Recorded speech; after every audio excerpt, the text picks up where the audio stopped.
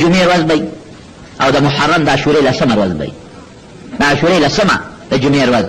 او د سار د مانځه نه پس د نور خطو نه مخکې دغه ټیم کې به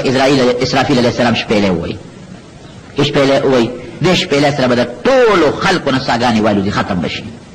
هغه انسان چې نوړۍ یې خولې ته اوچته کړې ده خولې ته به یې ونه رسي یو ساه به ترې وخېږي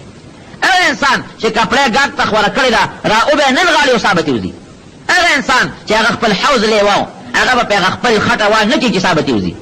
بس مکمل قیامت چې ته ویلې کېږي دا ټولې ساګانې به وځي په قبرونو کې چې کم خلک دفن دی که مسلمانان دي او که کافران دي د هغې روحونه به هم لاړ شي د اسرافیل علیه السلام په شپېلۍ کې به ورننوځي دغه وخت نه مکمل روحونه ټول د اسرافیل شپېلۍ ته لاړل عذاب د قبر او خوشحالي او هر څه بند روحونه لاړل ختم شو یو مضبوط ګړزار به شروع شي اسمان به ټول ټوټې ټوټې به شي ختم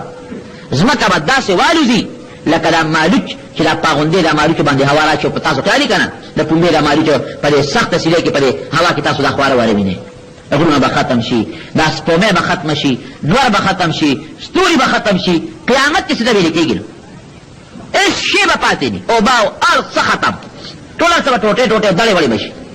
هېڅ شی به هم پاتې نه شي بیا به رب العالمین واپس دا مخلوق را جمع کړي د شام په ځمکه باندې اوس چې کومه د شام ځمکه ده دا به خدای بیا خوره کړي او چې څومره روحونه د اسرافیل علیه السلام په شپېلۍ کې وي چې دا شپېلۍ ووهي هغه روحونه به ته راشي خپل وجود ته به ننوځي او داسې به دا خلک د خپلو قبرونو نه راپاسي اذا هم من الاجداث الى ربهم ينسلون لکه دا باران چې وشي او سار راپاسي او دا کم بوټي دا زرغونتیا په دې ځمکه د پاسه راوټوکېږي داسې به راوټوکېږي او د الله حساب کتاب ته حشر میدان ته به ور مخامخ شي بیا به سره خدای پاک د دنیا د دې عمل د دنیا د دې قول و فعل د دنیا د دې مال او دولت د دې به سره الله حساب کتاب کوي افحسبتم انما خلقناکم عبثا وانکم الینا لا ترجعون تاسو څه خیال دی چې ګنې ما بس پیدا کړی خدای پاک فرمایي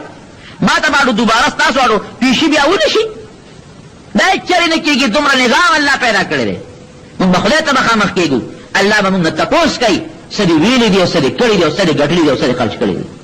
د باقیره خدای تپوس کوي څه عمل دې کړی دی او که دې نه دې کړي زموږ دا لوی مصیبتونه تکالیف او دا لوی ابتلاعات زموږ د مسلمان په سر دي کومې وړې وړې نښې د قیامت خود فورا راغلي دي لکه نظام فرمایي د مور پلار بېعزتي به شروع شي مور او پلار به څوک خیال نه ساتي نافرماني به شروع شي دا یوه نښه شته که نشته بلکل ښکاره د مور او د پلار خیال بني او د دوستانو خیال وي د دوستانو تعلقات به وي د مور او پلار بني نری جامې به ښځې واغوندي شته که نشته ښکاره خبرې دي سړي به د ښځو تابع شي شته او که نشته ښکاره خبرې دي فحاشي او بدعملي به خوره شي هغه فحاشي او بدعملي خوره ده او د قوم مشران به رزیلان وي کوم چې نیکان خلک هغوی به د قوم د مشرانو توبه وباسي هغوی به موږ د قوم مشران نالو او چې کوم رزیلان ساد القوم ارذلهم نه قوم سیادت او سرداري به د رزیلو او د کمینه او د بدعملو خلکو په لاسونو کې به شي بس حالات جوړ دي کوم چې انسان فرمایي او په مسلمان دا حالت به زیو راځي به خو الله دې موږ هغه مسلمانان جوړ کړي چې کوم دغه حالاتو ته موږ ټینګ او کلک ولاړ یو بس ایک نمبر مسلمان دو نمبر مسلمان نه بے غیرت مسلمان نه غیرتی مسلمان نے خدای پاک جوړ کړي چې ایمان باندې خپل کلک شي پیسې باندې خرڅېدونکي مسلمان نه کلک مسلمان بعض صورتونو د عیسی علیه السلام متعلق خبره مې شروع کړې وه او هغه مې درته خلاصه کړه چې عیسی علیه السلام د رب العالمین یو لویه نښه ده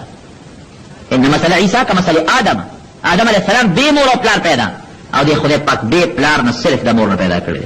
یو عظیمه نښه په پیغمبرانو کې لوی نشان او بیا دا عیسی علیه السلام چې وفات شي د نبي علیه السلام سره چې کومه کوټه مبارکه ده د یو قبر دی خالی هغې کې به دفن کېږي د نبي علیه السلام په شریعت باندې په دې اختلاف